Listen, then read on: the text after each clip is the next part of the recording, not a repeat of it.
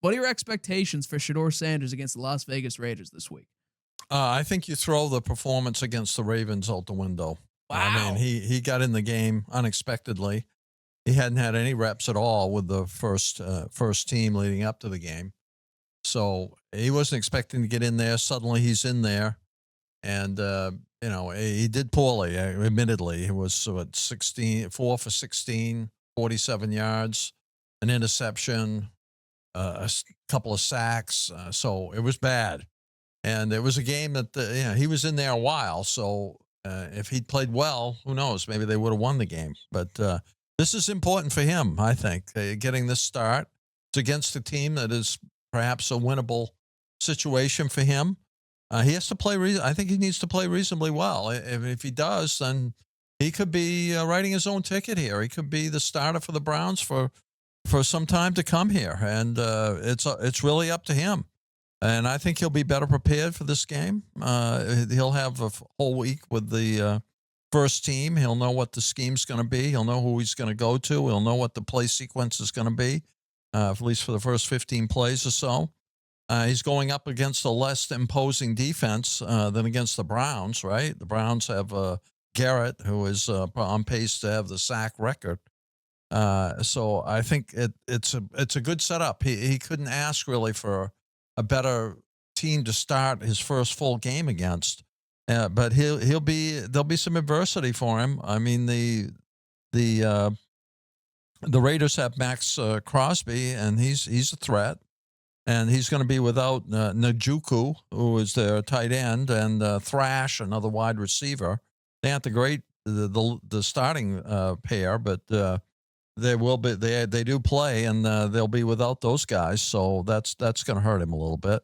I think that the offensive line also has issues. They could be without both tackles for this game, so that could hurt a lot. And I think they will rely heavily on the running game with Judkins to take pressure off Sanders. But he's going to be throwing the ball, and he needs to complete some passes. He needs to score some touchdowns.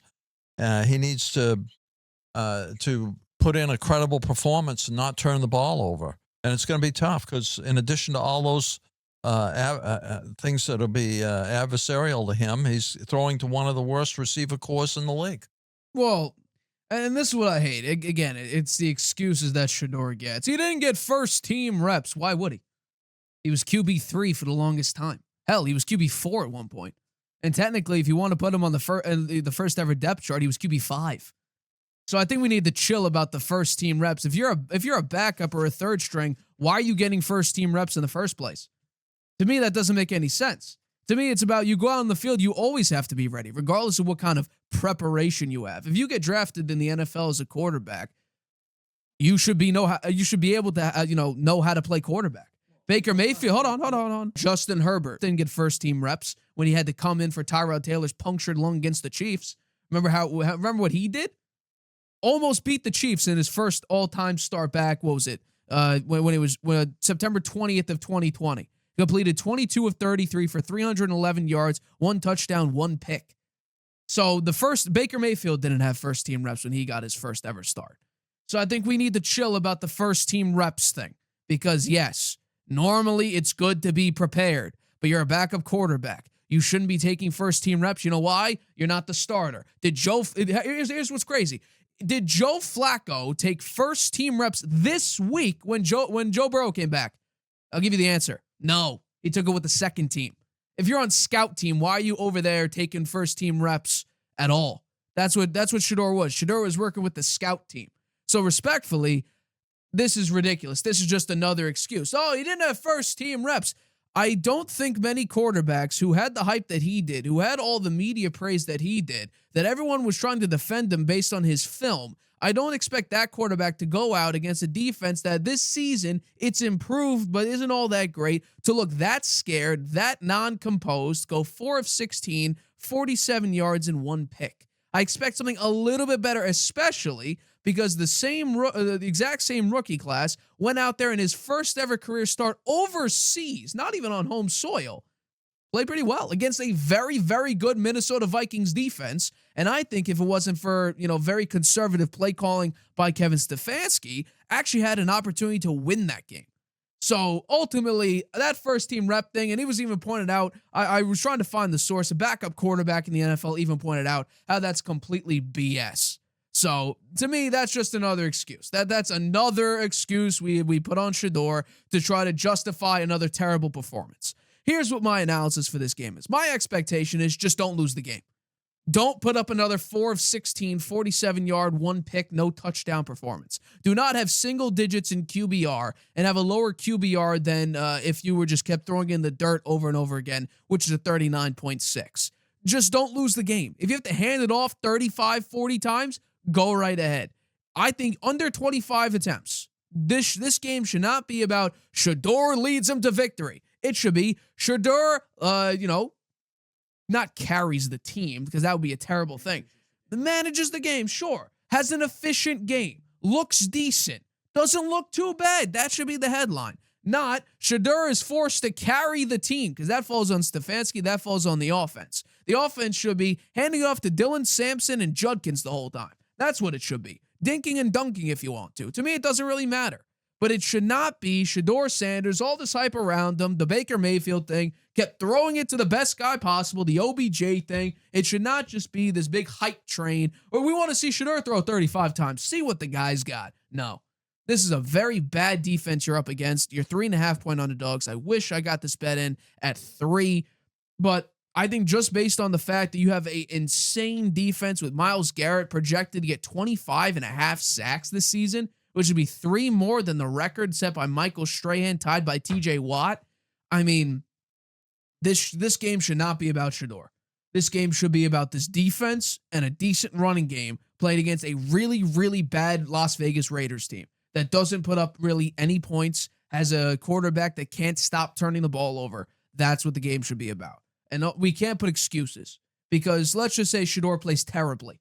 That's a terrible, terrible thing then for Shedeur. I will be much more critical of him if that is the case. But he will have had a full week of practice with the first team, and I think that will help him in this game. I think getting thrown into this game when he wasn't even expecting it.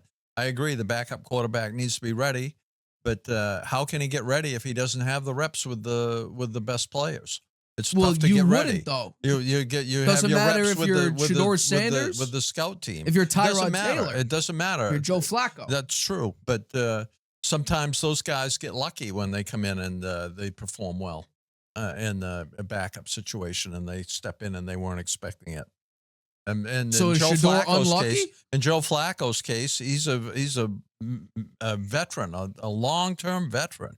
So he has much more experience. Shedeur Sanders hadn't taken a snap in the NFL.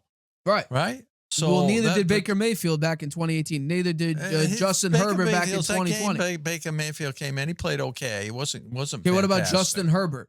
He knew literally an hour before the game, because Tyrod Taylor's lung collapsed after an injection, that he's going to play against what ultimately ended up being one of the greatest teams that we've ever seen of that Kansas City Chiefs. What about that one?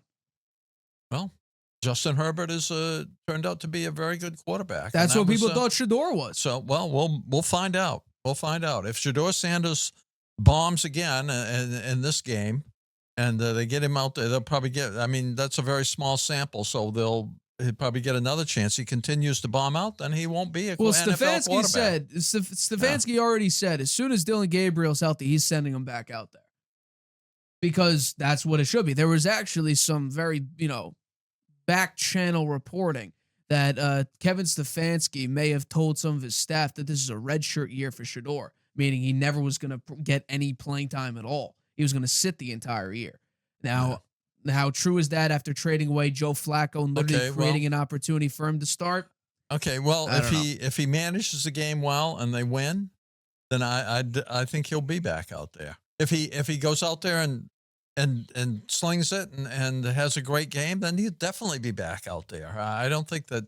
I'm surprised Stefanski would say that. Why would he say that? Because Dillon Gabriel is the starting quarterback, just like how they're not going to replace Davis Mills over C.J. Stroud. I wouldn't say anything. I'd say Shedeur Sanders is starting this week.